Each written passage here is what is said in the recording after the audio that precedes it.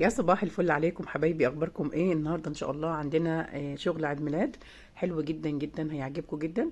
هنستعرضه مع بعض ونشوف احنا عملنا ايه ان شاء الله النهارده. شاهدي معايا الفيديو للاخر وان شاء الله تطلع منه بافكار حلوه جدا. لو عندك عيد ميلاد قريب او عندك مناسبه قريب ان شاء الله تقدري تنفذي الافكار الحلوه اللي هتشوفيها معايا، وباذن الله يطلع معاكي عيد ميلاد حلو جدا. اول حاجه معايا نستعرضها مع بعض اللي هي تورته سبايدر مان. عملت تورته سبايدر مان بالشكل اللي انتم شايفينه ده. عملتها من جوه محشيه شوكولاته ومحشيه كريمه مميزه جدا طعمها تحفه. وكمان من فوق اخدت مروار واخدت صوص شوكولاته بالشكل الجميل اللي انتم شايفينه ده. وحطيت عليها صور مجسمات او صور لشخصيه سبايدر مان. طبعا الصور دي اسمها صورة سكر، بتتعمل عند محلات المستلزمات الحلواني، وانا عندي حد بيعملها كويس جدا واسعاره حلوه جدا. لو حابه تنفذي الفكره ومحتاره تعملي الصور فين، كلميني خاص وان شاء الله ابعت لك الرقم تقدري تتواصلي معاه، واسعاره حلوه جدا جدا يا بنات.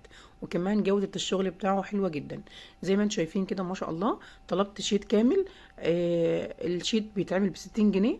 وكمان عملت فيه 12 واحدة. ده تقدري كمان تعمليه صورة كاملة 25 في 25، لكن أنا طلبت كده يتعمل 12 واحدة من ضمنهم سبايدر مان وصور أصحاب العيد ميلاد أو أصحاب الحفلة.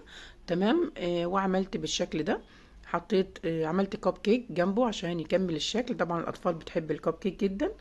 زينت الكب كيك بروزيتات من الموس، وكمان حطيت عليها سبرينجلز الوان زي ما انتم شايفين كده. وحطيت الصورة بالشكل ده. حطيت الصورة حطيتها في ستيكس، وكمان حطيت عليها شوكولاتة بيضة من الظهر، بتبقى طعمها حلو جدا. الصورة بتتاكل طبعا وطعمها بيبقى جميل جدا، لان بنختار شوكولاتة جودتها حلوة جدا وطعمها لذيذ. وناقص بس الصورة اللي احنا حاطينها في النص. الصورة دي بتتباع عند مستلزمات الحلواني، صورة كرتون عادية متعلقة في ستيكس طويلة.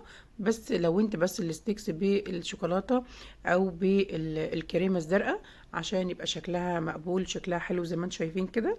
بجد التورتة عجبتهم جدا كطعم وكمان كشكل.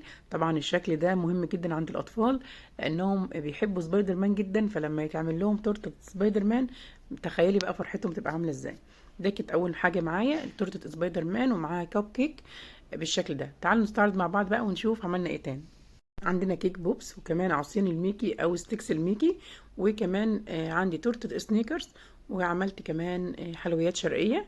وكمان زي ما انتم شايفين كده ما شاء الله تورته سبايدر مان انا معلقه عليها عشان هي بصراحه كانت عجباني جدا جدا، وكنت فرحانه بالنتيجه جدا.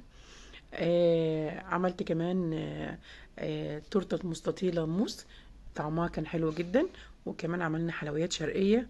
عملت بقلاوه ومحشيه بحشوه تحفه جدا، وكمان بالبندق. وعملنا كمان كنافه بالبندق. زي ما انتم شايفين كده ما شاء الله الحاجات شكلها تحفه، كمان طعمها حلو جدا. والاسعار ان شاء الله تعجبكم جدا. طبعا الاسعار هتتواصلوا معايا على الماسنجر. هسيب لكم ان شاء الله اللينك بتاعي في اول تعليق. لينك الجروب باسم مطبخ فاطمة خليل. ده جروب الشغل بتاعي تقدروا تتواصلوا معايا من خلاله، وانا تحت امركم في اي طلب تطلبوه.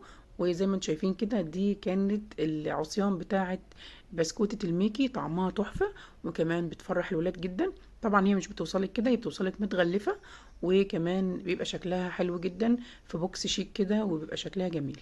ده كان شغل عيد ميلاد النهارده، يا رب ان شاء الله يعجبكم. يا ريت تقولوا لي رايكم تحت في التعليقات. ولو عايزين اي استفسار طبعا تقدروا تتواصلوا معايا زي ما قلت لكم على جروب الفيسبوك. هسيب لكم اللينك تحت باذن الله. اتمنى الدعم منكم باللايك والاشتراك، وكمان شيروا الفيديو لاصحابكم عشان يوصل لاكبر عدد ممكن من الناس. واشوف وشكم على خير فيديو جديد باذن الله. استودعكم الله ومع الف الف سلامه. باي باي.